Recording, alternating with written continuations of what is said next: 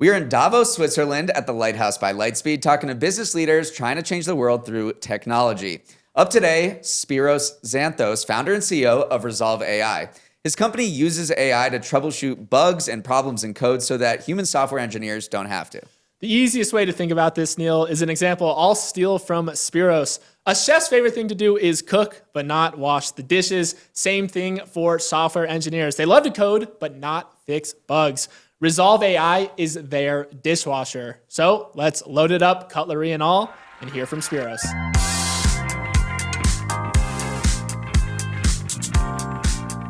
Spiros, thanks for joining us. Thanks for having me. So some people are suspicious whether AI actually solves problems. What problem does Resolve AI solve? First, I should say that if you're suspicious whether AI solves problems, you're up for surprise. So what we do at Resolve is, the world runs on software. And with AI, we're creating a lot more software. So Resolve is building models and agents that can keep the world running running reliably. So basically, our agents can help you debug and maintain the software that you have today and all the software that you're producing. So you can think of us as an AI software engineer or site reliability engineer that can help troubleshoot, debug, and maintain your existing code base, but also new software that you're building. And just to give you some real-world examples of impact, some of our customers, Zscaler, which is a global security company, a lot of the internet traffic goes through their servers, uses Resolve to actually troubleshoot and maintain their production systems. Coinbase, which is obviously the biggest crypto exchange in the world, again, uses Resolve to troubleshoot their production systems. For them, even a minute of downtime, it's probably millions of dollars of cost, right? Let alone the impact it has to the brand and everything. They did actually a study where they found Resolve accelerates the time it takes to resolve a problem, an incident, a production problem, by 73% compared to what humans can do on their own. That's huge, right? Like in this world, we've never seen an improvement like this with any tool in the past. And maybe one example, last example is we're in Davos. Everything actually, all the Davos software is on Salesforce, which is another one of our customers, who's now deploying Resolve to the entire production system so that they can troubleshoot anything that goes wrong faster. So they can be at Davos instead of, monitoring their phones. Exactly. So you said something that may surprise some people. We equate software engineering with coding, but writing code is just a fraction of an engineer's job. What is the rest of that job? Yes. First of all, writing code is also the creative part. And, it's great if AI, let's say, create art, but what's better is if AI can do the chores. And within software engineering, there are two parts of the job. There is the building, the creating the code, and then there is running, maintaining, debugging it, troubleshooting. And the latter is a lot of toil. You might be, let's say, on call, and something goes wrong in the middle of the night. You have to wake up, and then with a tremendous pressure that you have to solve the problem quickly before it impacts customers, before it creates an outage, it's the part of the job that actually is not so pleasant. And, in my own experience, my last company was acquired by Splunk, which was a large public company. And I was running a large engineering team. So I would estimate that about 20% of our time was spent in actually developing new code, and 80% was spent maintaining what we had and improving it. And that's not uncommon across existing large systems. In fact, at Splunk, there was a period of time from, let's say, Black Friday to New Year's, where we would even stop completely pushing new code to production to avoid any risk of actually causing outages to our customers, who most of them were e-commerce companies. So that's essentially where most of the time is spent. And that's, I would say, the less pleasant part of being a software engineer. Paint a picture of what it's like being on call, because that's something that I associate with a doctor or a surgeon. What's it like for an SRE who is also on call? Yeah, typically, actually, every software engineer is on call. Especially in modern software development, where we not just build the software, we're not responsible just for building the software, but we're responsible for maintaining it as engineers or as SREs. It means that, once every, let's say, few weeks, I spend a week where I'm on call, meaning if anything goes wrong, I get paged, no matter what time of the day it is, and I have to immediately get on my laptop and, try to solve the problem that, might be happening. Actually, this has a lot of impact to your life, right? You have to have, you can see maybe sometimes engineers carrying their laptop with them anywhere they go, right? And even at a wedding, you can see people maybe bringing out the laptops and trying to fix a problem. Because obviously, if your business is run through software, the most important thing is avoiding actually something going wrong, right? Avoiding an outage, avoiding your customers being impacted. So yes, being on call means that you're available 24/7 in case something goes wrong. And typically, those weeks are actually pretty rough for many people. Yeah. With AI doing actually more of the writing of the code for more companies, has there been an increase or a decrease in the amount of debugging or fixing that needs to happen? In other words, when AI takes center stage as the software engineer, do more things break or less things break? So, first of all, I would say that, we have seen an amazing impact from coding agents, right? We can create code a lot faster. But I would argue that has not allowed us to move that much faster yet, right? Because what has happened is the bottleneck has moved from building code to now actually running it reliably in production. And the answer to that is actually AI that can do the latter part as well, right? And to your question about whether there is more debugging needed, the reality is, as we create code with AI, we as engineers have become a bit less familiar with the details of all that code, right? So I would say that, the need for more debugging increases, and actually the need for AI that assists with that debugging increases as well, because, we become less and less familiar with the code we have created.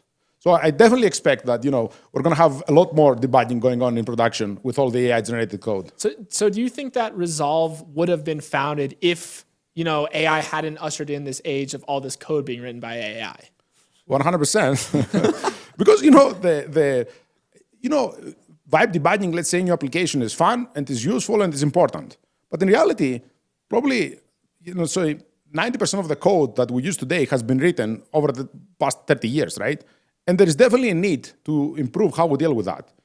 This is not a new problem. It's just that the solution was not there, right? We didn't have the means, we didn't have the technology to create a better approach to how we debug these systems. AI allowed us to build models and now agents that can act as humans, let's say, and approach like these complex debugging problems with AI. And of course, AI-generated code just exacerbates the whole problem. Now, walk me through when Resolve discovers a bug in the system. What does it do then? Like, does it wait to solve it, or does a human need to enter the loop? When does the human kind of get involved? Yes. So typically, the way these systems work is that you have automated monitoring. You can say you can monitor to see if any of the customer requests or web requests or mobile requests or whatever the application might be is failing. So that typically triggers an automated, alarm that fires that then usually an engineer has to go pay attention to. With Resolve, all of that is taken care of automatically. So Resolve is on call on your behalf. So ideally, you don't even have to wake up in the middle of the night. Picks it up, and then it uses all the tools that are available: source code, telemetry, tools, let's say like Datadog, Splunk, infrastructure, AWS tools, systems, etc. It uses all of these to figure out what's wrong, to figure out what's the solution, and even apply the solution. So that's kind of a typical example of how Resolve is used in production for debugging. So is that going to change the makeup of tech organizations now that Resolve is a thing, like from a workforce perspective? I would say software engineering or software, let's say, is where we have seen the most impact from AI. We have definitely seen it in coding, and I think we're now going to see it in a similar fashion in production, right, in how we run all that software. And it does mean that the job of software engineer or an SRE is changing. And unless you adjust, let's say, to work with these tools, you might fall behind. But if you ask me, are we going to have fewer software engineers? I don't think so. In fact, what I expect to happen, I expect a lot more problems that were expensive or difficult to now be solved with software and technology. And I expect more people working in technology, but we're not going to be approaching it the same way, right? Essentially now agents and models become a new layer of abstraction. They use the existing tools, they use the existing systems, and humans, manage, let's say, these agents. And that's kind of how our job is going to look like in the future. So if a middle or high schooler came up to you and said, should I learn how to code, what would you advise them? I would say, I think, okay, first of all, if let's say we are worried that AI is going to change software engineering, imagine what's going to happen to the rest of the world. Yeah. So I still think it's a great profession. And I think it's going to look different. The fundamentals still matter as much. becoming a computer scientist means that, you understand math very well, right? Means you understand computer architecture. And, coding is just a tool. Coding is not going to look the same. And if you're going to study, let's say, computer science, or if you want to learn to code today, you have to learn with the modern tools. Because, we're not going to... In the 90s, when I learned how to code, we would read a book, right? And, imagine somebody even like today having to remember how to write code, right? We use the internet, right? And going forward, we use agents, right? And that's how the future is going to look like. Let's talk about talent, specifically about finding it for your company. In the AI space, you're competing against companies with huge war chests. Mark Zuckerberg's throwing top-tier engineers, multi-million-dollar pay packages. That's on the low end. How do you convince the smartest people to work for your team? Yes. So I do think we have a very talented team. We have about 25 people that joined us from top labs, about 15 people who joined us from DeepMind. Many of them had amazing jobs. I would say a good thing about people being paid well is that what you do matters a lot as well, right? So it's not a matter of survival anymore. It's a matter of actually having fulfilling work. And I would say if somebody joins, let's say, Meta or OpenAI or Anthropic, I bet they're going to do interesting work. But the question becomes, are they going to have a huge impact to the outcome of those companies, right? They're already big and successful. If a researcher joins Resolve, we're still small, and they will have a lot of impact. Like, their effort might be the difference between us becoming successful or not, right? And that's usually what motivates people to join a small startup in AI at this stage. And is it something where once you explain what the company is to a potential applicant, they've probably experienced like debugging, they've probably experienced being on call? Do they immediately just go, like that would make my life a lot easier? And does that then lead to them being more excited about the mission? Yes. One thing we have going for us is that obviously everybody, most people who hire to work with us are software engineers. And they have lived through the pain themselves multiple times. But not only that, they understand, agents and models and the impact it can have in their own lives and their own job, right? A lot more. Because we can apply AI to many areas, right? Healthcare, finance, and these are important. But, engineers are probably less familiar with the impact those can have, and they haven't felt the pain also of those.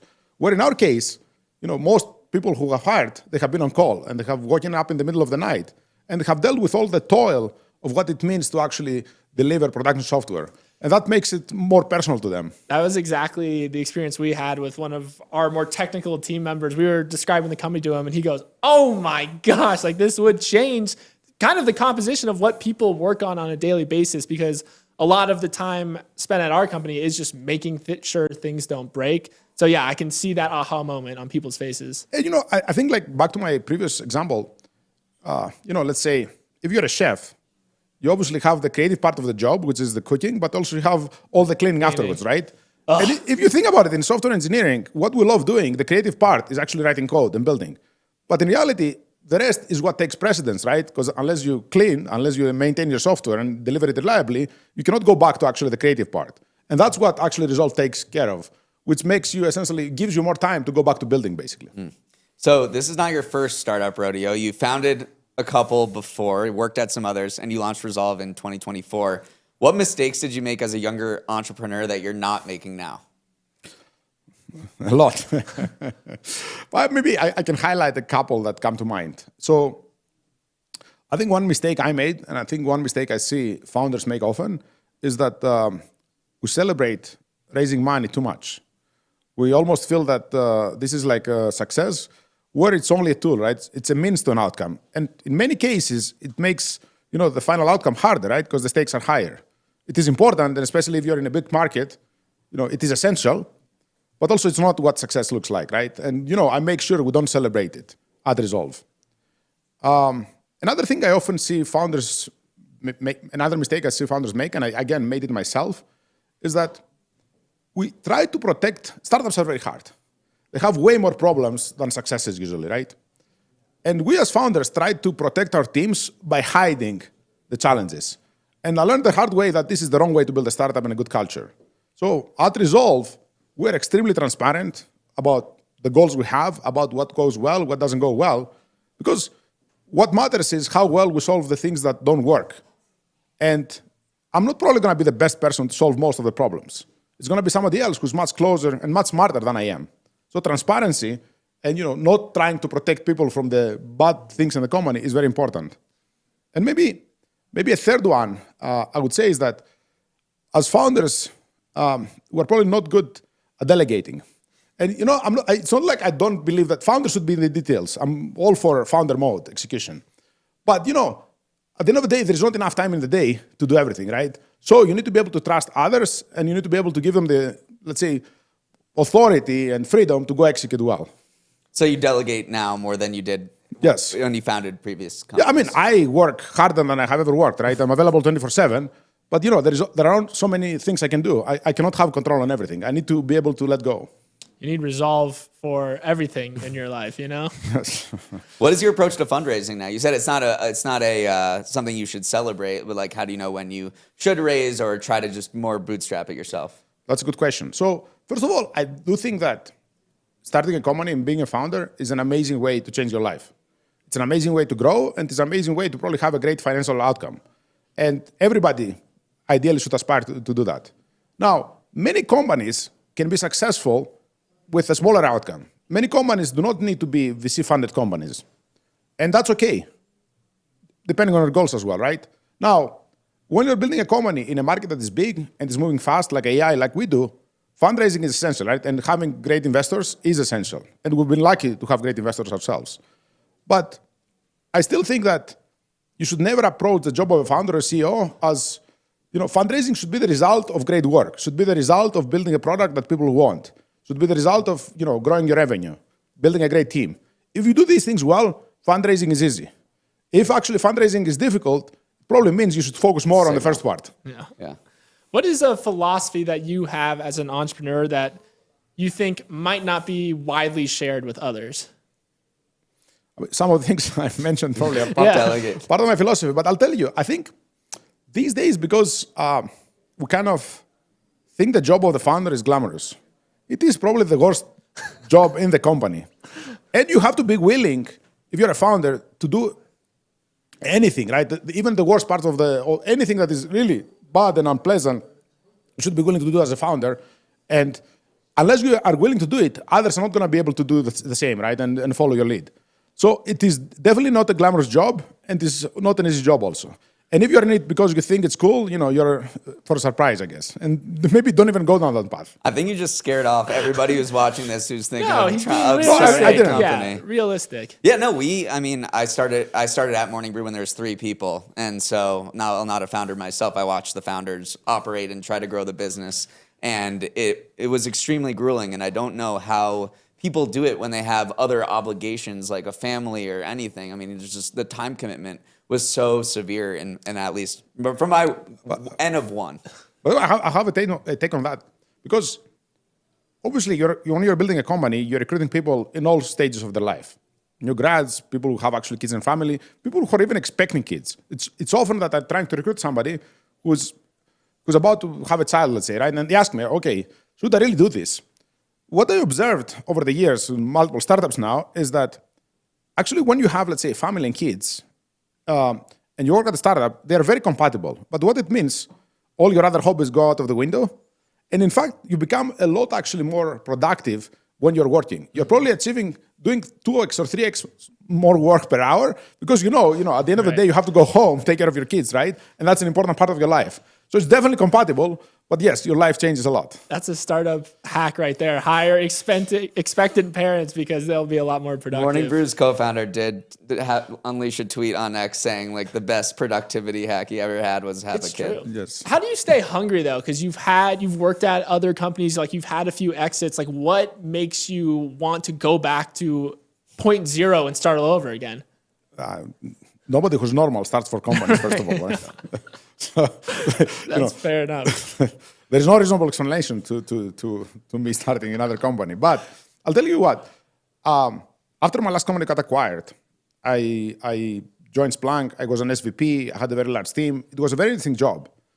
But at a large company, no matter how hard you push, no matter how much you try, the impact of your work is minimal. And that's how big companies operate. After a year of pushing, maybe you make a small difference, let's say, to the trajectory of the company. And to me, that's not fulfilling, right? I was very intentional in starting this company for a few reasons. I wanted to solve hard technical problems. I wanted to have impact every day. I wanted to work with other smart people that, were giving it all to achieve something, right? To have impact to the world. And I'm definitely, and I see this with many other founders. Financial outcome is not the motivation for me. At least it's not anymore. That said, obviously the most objective way to measure success is what is the financial outcome. And to me, it matters a lot. Not for myself, it matters a lot for all the people who trusted me to join this company. And, if you're a founder, after a while, your own personal financial outcome actually matters a lot less because you're responsible for everyone else that you convinced to join and for all the customers, let's say, that trusted you and for all the investors that gave you their money. So we have one more question for you, Spiros. We noticed on your LinkedIn that you put PhD dropout. Now, was that intentional? Because you could have just not put anything. You could have just said master's and not said anything about what happened to you in the PhD program. So is that your a little humble brag way of, do you wear it as a badge of honor? I never thought of it, but, I didn't want to put PhD because, I didn't finish, of course. But, I dropped out to start my first startup, actually, together with my academic advisor. I guess you can say it's a badge, right? Like we say in the Valley, probably if you're a PhD, you're level 1, PhD dropout, level 2, maybe undergrad dropout is like the ultimate level. But unfortunately, I finished my undergrad. I'm so sorry to hear that. You got the PH of the PhD. But we have a few people now at Resolve that dropped out of an undergrad to join us. That's fun. They should put it on their LinkedIn, maybe. Yeah, in fact, there was somebody who dropped out, and I had to call their parents to reassure them that we're a real company. That's heavy right there. Talk to my parents too, actually. They dropped out of their undergrad, right? So it was. There you It's go. pretty intense. All right, Spiros, thank you so much for talking Resolve with us. I feel like I learned a lot about the trials and tribulations of a software engineer, and SREs specifically, and I'm glad I'm in the podcasting chair. But thanks for sitting down with us, and best of luck. Thanks a lot, and hopefully the lives of software engineers will be a little bit easier after Resolve. I think so. All right, thank you. Thank you.